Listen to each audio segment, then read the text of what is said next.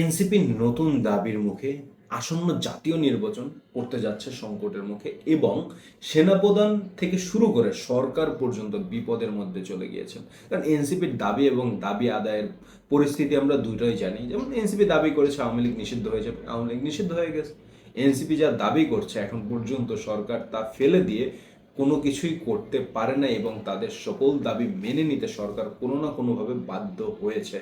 আর এনসিপির বর্তমান রাজনীতির কি পরিস্থিতি চলছে, বেশ কিছুদিন আগে নাসিরুদ্দিন পাটোয়ারি বলছে যে নির্বাচন হচ্ছে না, সেটা নিয়ে কিন্তু বিএনপির হাইকমান্ড পর্যন্ত জবাব দিতে বা সেটার প্রতিবাদ জানাতে বাধ্য হয়েছেন। তার মানে তারা ওই পরিমাণেই গুরুত্ব দিচ্ছেন এনসিপিকে।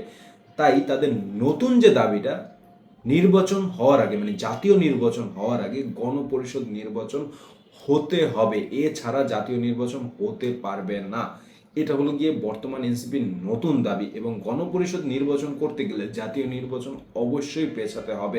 কারণ ফেব্রুয়ারিতে নির্বাচন, জাতীয় নির্বাচন করতে গেলেই সরকার হিমশিম অবস্থায় খাচ্ছে। আর কোনোভাবেই ইউনূস সরকার চাচ্ছে না যে এই নির্বাচনটা পেছাক। কারণ ডক্টর ইউনূস সাহেবও এত দাবি দেয়, এত আন্দোলন, এই ঝামেলার ভিতরে পড়তে চাচ্ছে না। আপনি অভ্যন্তরীণ খোঁজ খবর নিয়ে দেখবেন ইউনূস সরকার চাচ্ছে যে কোনো মূল্যে নির্বাচনটা সংগঠিত করে দিয়ে চলে যেতে। আর তারই প্রেক্ষিতে কিন্তু গতকালকে নাসিরুদ্দিন পাটোয়ারি বলেছেন যে লন্ডনে সেজদা দিয়ে লন্ডনের ফতোয়া নিয়ে আপনারা দেশ চালান, ঠিক আছে, আর বাংলাদেশের সাধারণ জনগণের কাছে সেজদা দিতে আপনারা ভুলে গিয়েছেন। সাধারণ জনগণের ফতোয়া আপনারা শুনতে নারাজ এখন, ঠিক আছে। নির্বাচন হতে দেওয়া যাবে না, যদি হয় আগে গণপরিষদ নির্বাচন হবে। আর নাসিরুদ্দিন পাটোয়ারি কিন্তু কালকের মিডিয়ার উপরেও মোটামুটি দোষ চাপিয়ে দিয়েছেন তারা, যে একটা মেইন স্ট্রিম মিডিয়াই যে তারা হলো গিয়ে বলতে চায় যে বিভিন্নভাবে যে আমরা আসন ভাগাভাগির রাজনীতির মধ্যে জড়িয়ে পড়ছি।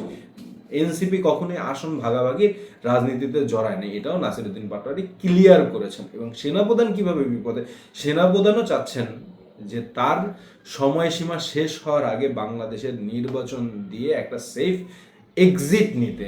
ইউনূস সরকারও একইভাবে চাচ্ছেন। যে দেখতে পাচ্ছেন যে রাজনৈতিক কোন্দলগুলো যেভাবে আস্তে আস্তে বৃদ্ধি পাচ্ছে, এই বৃদ্ধিটা যদি পেতে থাকে সেক্ষেত্রে শেখ হাসিনার সরকার, আওয়ামী লীগ সরকার তারাও একটা সুযোগ গ্রহণ করার চেষ্টা করবে। আর যখন তারা একটা সুযোগ গ্রহণ করার চেষ্টা করবে তখন বাংলাদেশের এই বর্তমান রাজনৈতিক পরিস্থিতি সামাল দেওয়ার মতো ক্যাপাসিটি বর্তমান সরকারের নাই। কারণ বর্তমান সরকারের যেই উপদেষ্টা আছে সেই উপদেষ্টাদের নিয়েই নানা সমালোচনা। তারা সাধারণ কাজবাজ করতে গিয়েই হিমশিম খাচ্ছে, সাধারণভাবে দেশকে কন্ট্রোল করতে গিয়েই হিমশিম খাচ্ছে। তারা আওয়ামী লীগ সরকারের একটা প্রেশার নিতে পারবে, তারা বিএনপির একটা প্রেশার নিতে পারবে, বা তারা কোনো বড় রাজনৈতিক দলের চাপের মুখে পড়ে টিকে থাকতে পারবে? এটা ইউনূস সরকার এবং সেনাপ্রধান বা বাংলাদেশের যে কোনো মানুষ বুঝতে পারে যে বর্তমান সরকারের এই ক্যাপাসিটিটা নাই যে কোনো বড় চাপ একা সামলে উঠতে পারবে।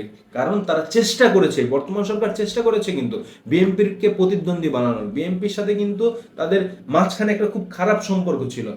যখন দেখছে যে তারা এক ইশরাকলি সামাল দিতে পারে না, তখন কিন্তু বিএনপি থেকে শুরু করে আবার সকল দলগুলোকে আইনা যে আপনারা বিভাজন ভুলে যান, বিভাজন ভুলে গিয়ে এককভাবে ঐক্যতে থাকেন। তো এইভাবেই বর্তমান সরকার বর্তমানে চাচ্ছে নির্বাচন ফেব্রুয়ারিতেই হোক, আর এনসিপি চাচ্ছে নির্বাচন হওয়ার আগে গণপরিষদ নির্বাচন হোক, এছাড়া জাতীয় নির্বাচনে তারা এগ্রি না। আর এই গণপরিষদ নির্বাচন হতে গেলে আসলেই ফেব্রুয়ারিতে নির্বাচন হচ্ছে না, তার মানে নাসিরুদ্দিন পাটোয়ারি রাইট। আর নাসিরুদ্দিন পাটোয়ারি যদি রাইট হয়, বাংলাদেশের রাজনীতিতে বড় সমস্যা আছে। কারণ এনসিপির কথা ছাড়া বাংলাদেশের রাজনীতিতে তাহলে মনে করতে হবে চলছে না। এনসিপি একমাত্র কাণ্ডারি বর্তমানে বাংলাদেশ চালানোর জন্য। যাই হোক, ভিডিওটা ভালো লাগলে লাইক, শেয়ার, সাবস্ক্রাইব করুন। পরবর্তী ভিডিও দেখার জন্য আমন্ত্রণ রইল। আল্লাহ হাফেজ, আসসালামু আলাইকুম।